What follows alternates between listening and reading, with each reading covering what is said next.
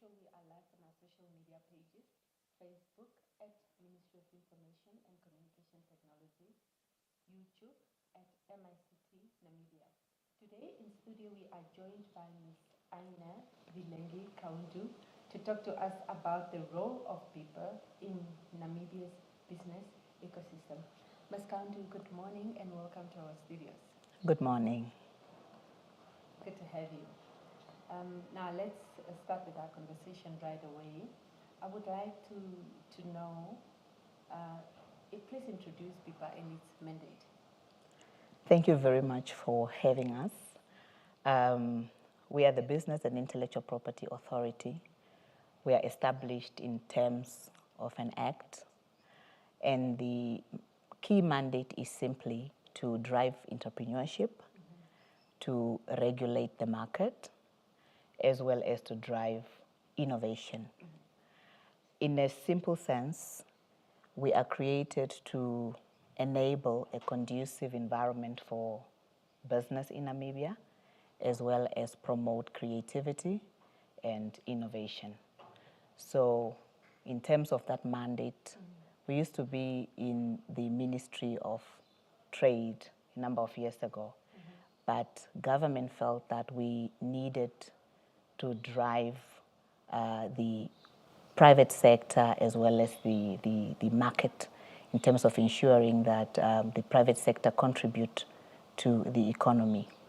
And so the bureaucracy that you would naturally find in a ministry was not conducive to drive this agenda. That is why BIPA was constituted.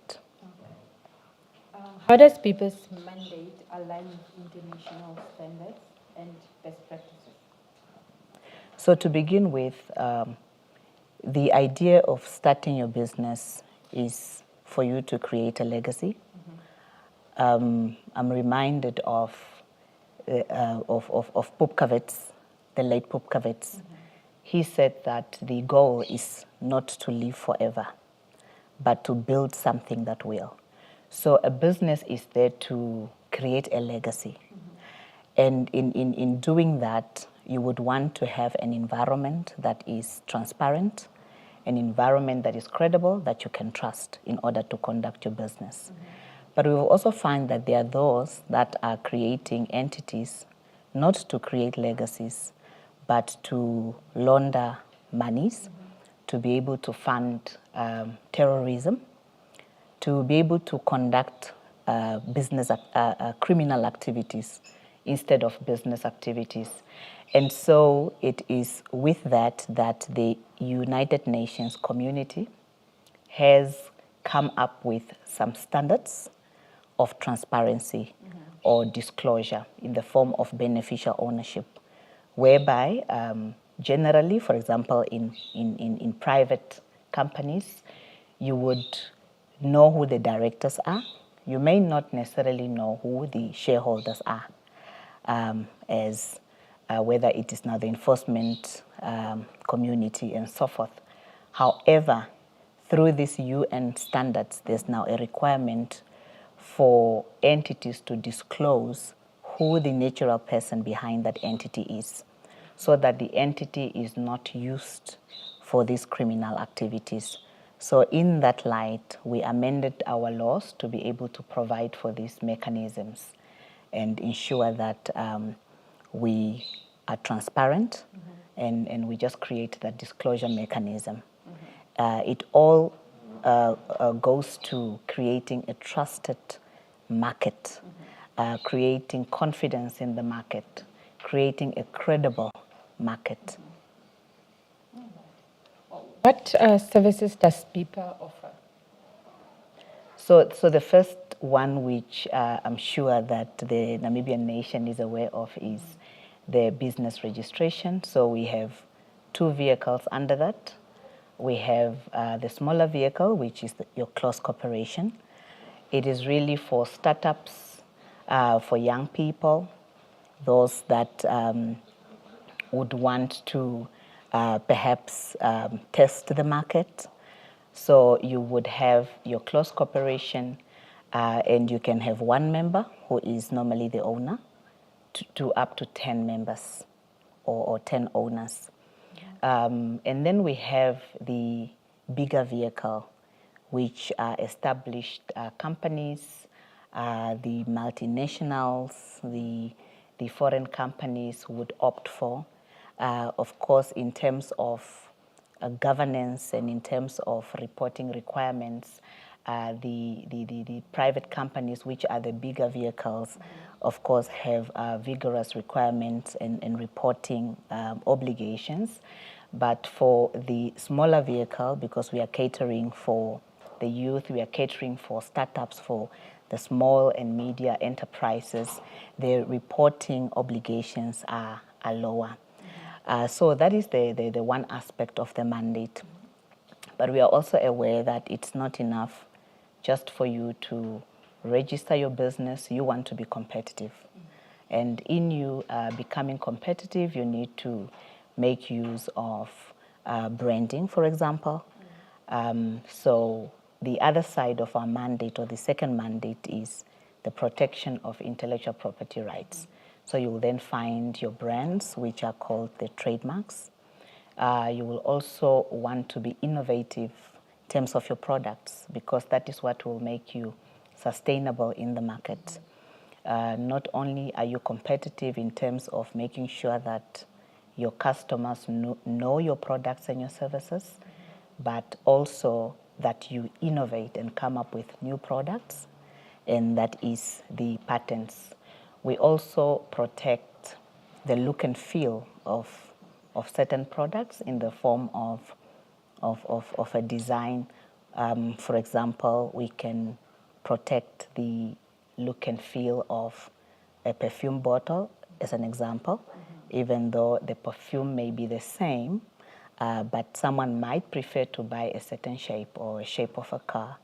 You would be able to know whether the car is a Mercedes or a car is a BMW just by the shape.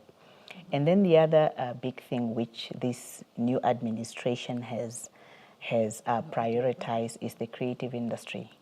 So this is your music, this is your artworks, your books. So this is the creative side. We also protect that through copyright. So in a nutshell, that is what we do. I think on the business side, we like to equate ourselves to what Home Affairs does in terms of ensuring that every person is licensed to be a Namibian. So you have your birth certificate. So BIPA is like your production house for legal entities. And then after you become an entity, we want you to be competitive, we want you to be innovative, and we want you to be creative. So that sums up our services. Okay, what is good standing, and why is it important for a company to have a good standing? So like I said earlier, it's all about having a trusted market. It's all about having a credible, a conducive market. You want to be able to trust that the business that you are dealing with, the entity that you are dealing with, is indeed the entity that it says it is. So in terms of our business good standing, it is really there to ensure that number one entities comply with the obligations. We are all aware that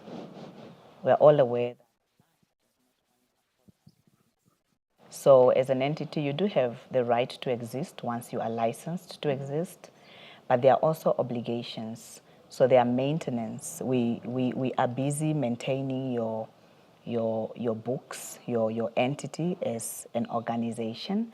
So your obligation is to ensure that you meet your obligations in terms of the payment of your annual duty, as well as disclosing who the natural person that benefits from this business or that controls this business. So those are some of the few compliance requirements that is expected of every responsible entity. And really the perspective is, for every right that we have, there are responsibilities or there are obligations. and that is what brings the balance in the market. Please talk to us about which entities would not qualify for a good standing certificate. So for those entities that do not meet their annual obligations, for example, we have entities that registered in 1970s, 1980s, and since then they have never paid the annual duties. Since then, even after the introduction of the amendment to require disclosure of beneficial ownership, they've never filed their beneficial ownership. So those entities that do not, number one, they are not transparent. Number two, they do not comply, or they do not honor their commitment or their obligation in terms of the payment of their annual duties. Those are not good for business. Okay. It's not only for the sake of BIPA, but if you are unable to honor your obligations, then surely you cannot be trusted. You cannot be trusted in terms of your offerings, your services, or your products. So the market cannot trust you. Your consumers cannot trust you because you are an irresponsible legal entity. Okay. What steps can a company take to rectify its non-compliant status? So for those that have found themselves non-compliant, and there are those that have contacted our offices and they say they are unable to continue with their legal entity, and they had asked us to deregister, and then perhaps the opportunities open up for you and you want to reinstate or restore your company, you can approach BIPA. The law does provide for that. You can come back to BIPA, and then you just ensure that you honor your obligations. Like I said, you pay for your annual duties, as well as you file your beneficial ownership information. Then BIPA will restore you and you'll be able to conduct business again. That's good. Now let's talk about BIPA's achievements. What has BIPA achieved since inception?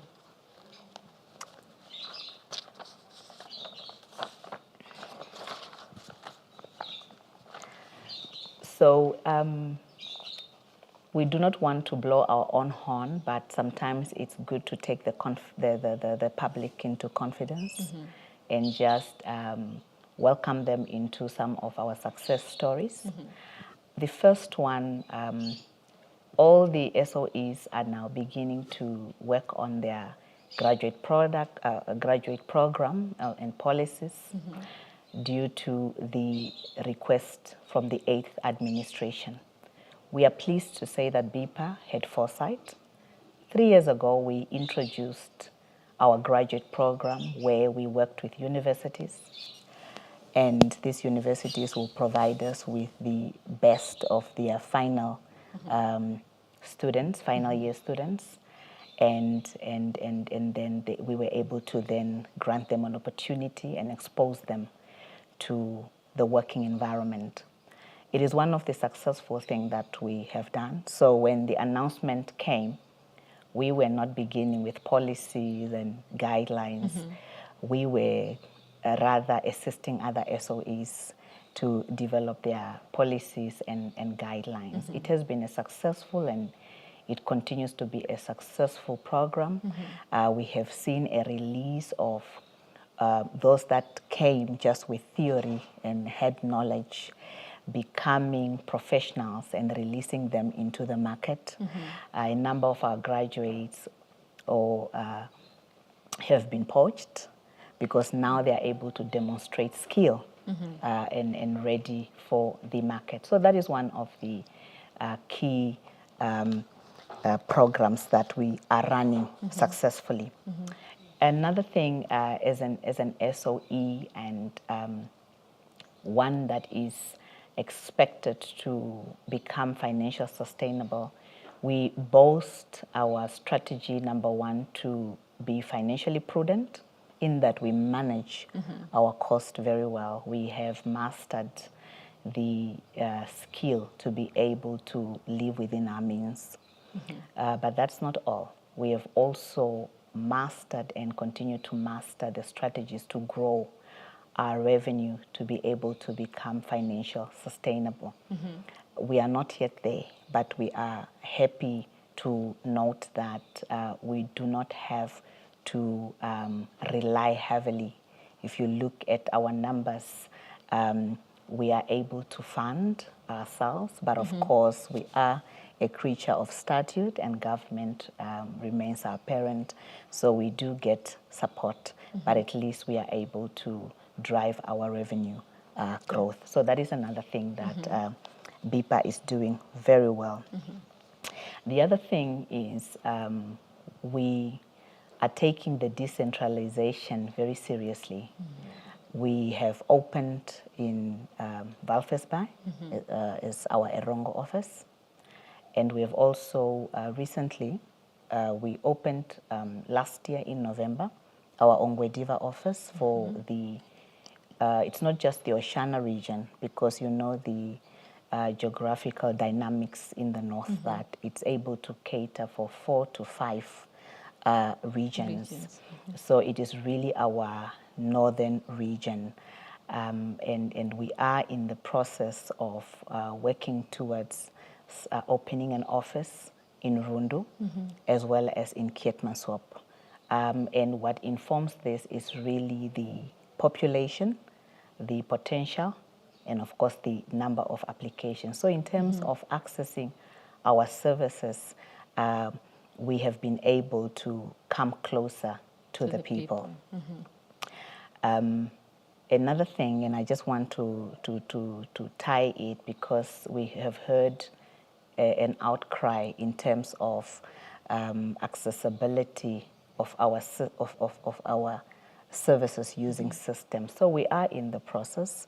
It is in the public domain that the CPBN is in the process of awarding a bid, and that will enable us to not only reach you physically, but that our services and our products can reach you also online. So those are some of the highlights that are in the pipeline. Ms. Kaundu, those are notable achievements. As we're nearing the end of our conversation, let's focus on what is people focusing on now and in future. Thank you very much. I said earlier that this function used to reside in the Ministry of Trade and Industry.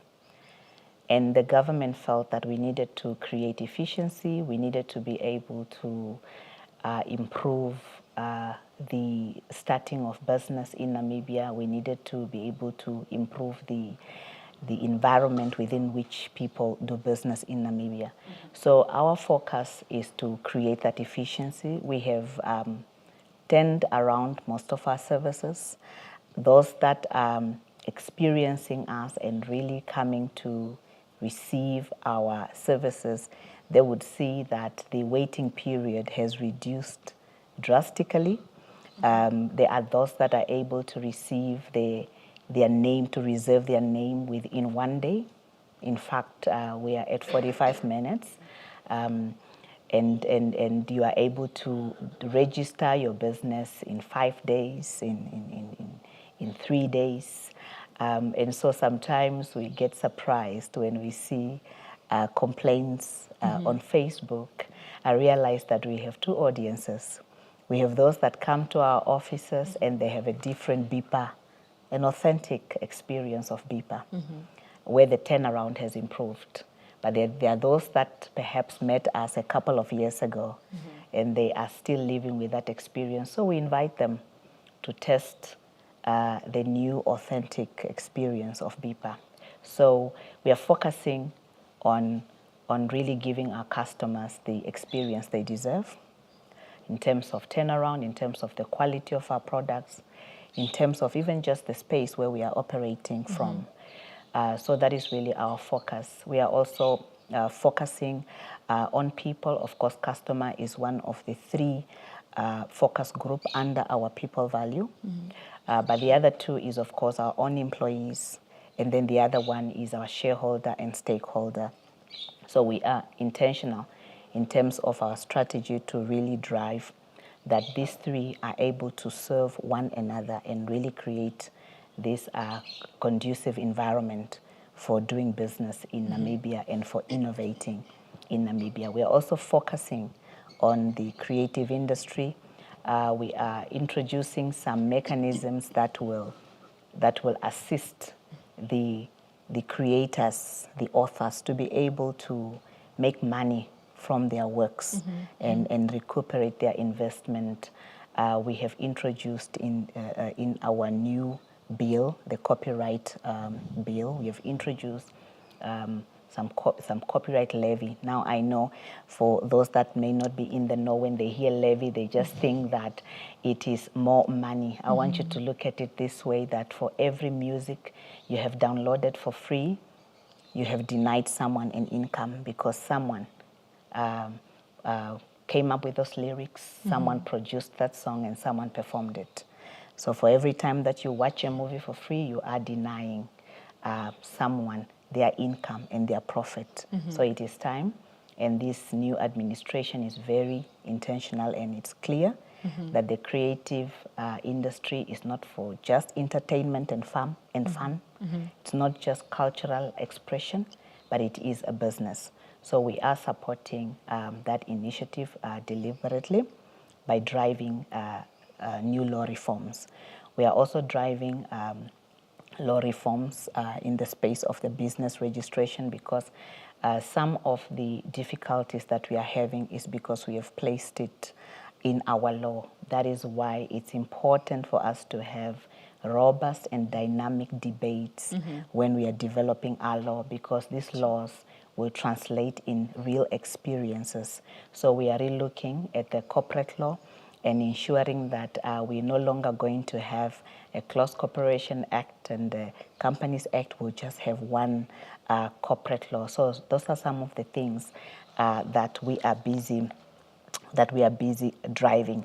I've already spoken to the system that already is in the public domain in terms of the procurement process. So we are just waiting to sign that contract so that we can fast track this. In our mind, Namibia has been waiting for this system for 35 years, and we can wait no longer. So those are some of the focus things that we will be keeping ourselves busy with. Okay, Ms. Kaundu, this was quite an educative conversation. Any parting shots for the Namibian nation? Well, life is balanced. There are rights. Just like you have rights as a person, also your legal entity or the legal personality that BIPA creates, it has rights. You have rights to do business in Namibia. You have an opportunity to participate in the public procurements, and you have the opportunity to be a blessing to your community by providing those services. But you also have obligations, and those obligations are to ensure that our market is trusted and it is credible and it is transparent. So we continue to call on all the business community to ensure that, number one, you pay your annual duty. For a close corporation is only 120 for the whole year. Someone put it this way, that it is a $10 a month. And for the bigger vehicles, of course, it depends on the number of shares that you have issued. But we invite you to be responsible, to be a responsible legal citizen. We also do have a program that has been running, the waiver program, where we forgive all your penalties, because when you do not comply, you incur penalties. But when you come, if you come now, we will be able to forget about the penalties and just ensure that you only pay your principal debt. The waiver program is running until the 31st of September, so we invite you to take to make use of this opportunity and ensure that you come and you honor your obligation. That is the only way you can be trusted in the market. Thank you so much, Ms. Kaundu, on taking your time out to educate the nation on BIPA's mandate and future plans. That is all we had for you from the GIC. It's goodbye.